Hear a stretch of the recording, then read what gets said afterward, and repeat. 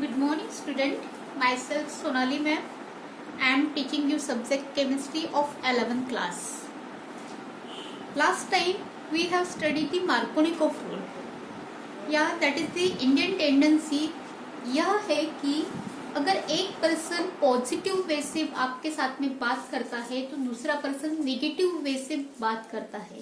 That is the Indian tendency.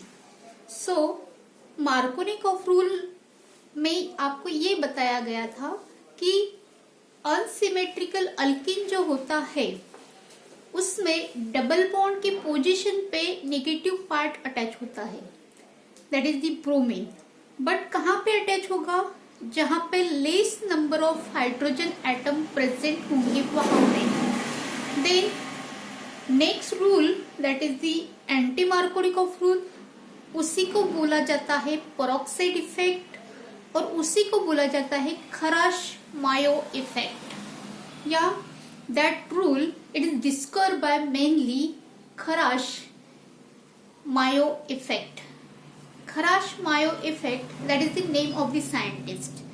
उसने ये बताया अगर आप अल्किन लेते हैं, C carbon carbon single bond that is called as alkane. ये आपको दिख रहा है कि दो कार्बन में क्या है? Single bond. अगर सिंगल बॉन्ड होता है that is called as alkane. अगर कार्बन कार्बन में डबल बॉन्ड होता है that is called as alkene. Then Kharasch effect में ये बताया है कि unsymmetrical reagent that is the hydrogen bromide. अगर हाइड्रोजन ब्रोमाइड को अगर अपन दो पार्ट में डिवाइड करते हैं, एक बनता है हाइड्रोजन, दूसरा बनता है ब्रोमीन. दोनों पार्ट अलग है इसीलिए उसको बोलते हैं अनसिमेट्रिकल रिएजेंट. और ये है unsymmetrical alkene that is the propyne. 3 carbon है इसीलिए उसको बोला जाता है प्रोपिन. ये भी कैसे है? अनसिमेट्रिकल. देन खराश इफेक्ट ने ये बोला है कि अगर अपन unsymmetrical reagent and unsymmetrical alkene में एक कैटलिस्ट ऐड करते हैं that is the benzyl peroxide. कौन सा कैटलिस्ट ऐड करेंगे? That is the benzyl peroxide. अगर अपन कैटलिस्ट ऐड करते हैं that is the benzyl peroxide then ये रिएक्शन उल्टी होती है. मतलब the unsymmetrical reagent adds to an unsymmetrical alkene, then the negative part of unsymmetrical reagent goes to that carbon atom of double bond which contains more number of hydrogen atom. See here hydrogen bromide that is the unsymmetrical reagent and propene that is the unsymmetrical alkene.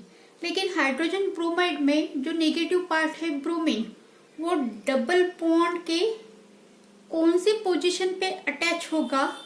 That is the more number of hydrogen atom. See this is the double bond. Left side में single hydrogen है और right side में 2 hydrogen atom present है. तो negative part according to खराश effect कहाँ पे attach होगा? जहां पे मोर नंबर ऑफ हाइड्रोजन एटम है. मतलब मोर नंबर में यहाँ पे 2 हाइड्रोजन है तो यहाँ पे क्या अटैच होगा? ब्रोमीन अटैच होगा. सी the product of the reaction that is the CH3 single bond CH2 single bond CH2 single bond Br.